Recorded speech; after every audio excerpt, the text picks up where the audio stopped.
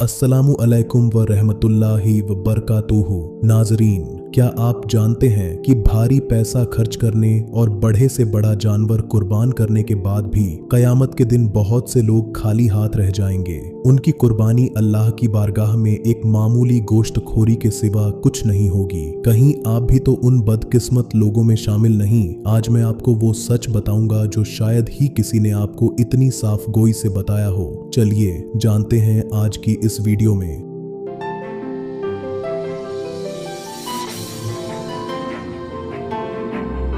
अल्लाह रब्बुल इज्जत की बारगाह में तकवा और पाकीज़गी सबसे मुकद्दम है। कुर्बानी सिर्फ एक रस्म नहीं बल्कि हजरत इब्राहीम अलैहिस्सलाम की उस अजीम सुन्नत की पैरवी है जिसने दुनिया को इताअत का दर्स दिया। लेकिन याद रखिए, खुदा के यहाँ न जानवर का गोश्त पहुँचता है और न उसका खून, वहाँ सिर्फ आपकी नीयत और परहेजगारी पहुँचती है।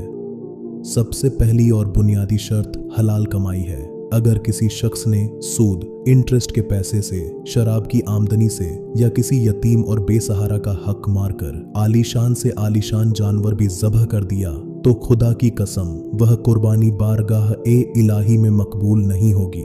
ऐसी कुर्बानी महज गोश्त हासिल करने का एक जरिया है। इसमें सवाब की कोई गुंजाइश नहीं। रिज्क ए हलाल के बगैर की गई इबादत रूह से खाली होती है। दूसरा मसला ये है कि अक्सर अहबाब ये दरियाफ्त करते हैं कि कुर्बानी किस पर वाजिब है।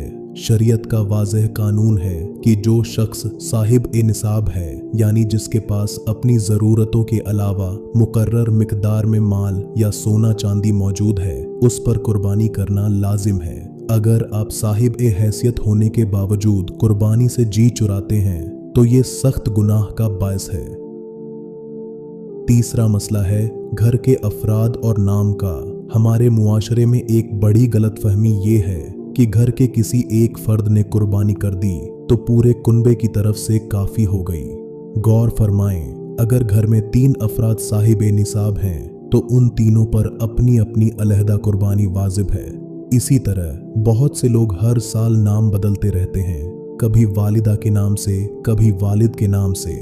याद रखिए, जब तक आप खुद साहिबे निसाब हैं, हर साल सबसे पहले अपने नाम की कुर्बानी अदा करना आप पर फर्ज है।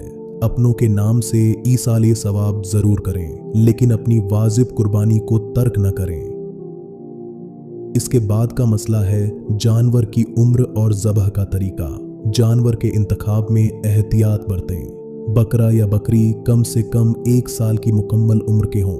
भैंस या बैल के लिए 2 साल और ऊंट के लिए 5 साल की मुद्दत लाजिमी है। उम्र में 1 दिन की कमी भी कुर्बानी को बातिल यानी इनवैलिड कर देती है। आखिर में एक वहम ये भी है कि जब तक साहिब एक कुर्बानी खुद छुरी न चलाए, कुर्बानी नहीं होती। ये ख्याल बिल्कुल बेबुनियाद है। अगर आप तरीका नहीं जानते तो किसी दूसरे से ज़बह करवाना शरन पूरी तरह जायज़ है। दुआ है कि अल्लाह ताला हमारी इस इबादत को अपनी बारगाह में शरफ ए कबूलियत अता फरमाए और हमें दिखावे के बजाय इखलास के साथ सुन्नत ए इब्राहीमी अदा करने की तौफीक अता फरमाए। आमीन सुम्मा आमीन।